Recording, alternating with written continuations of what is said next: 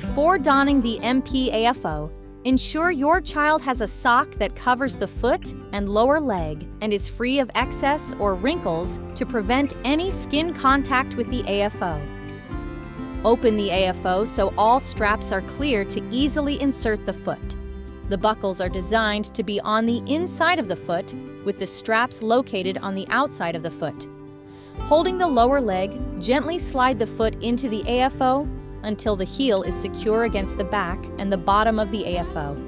You will want to ensure the heel is back and down and visible through the heel window at the back of the AFO. You do not want to force the heel too firmly, as it can lead to sores. Always check with your physician if you have questions regarding the heel placement.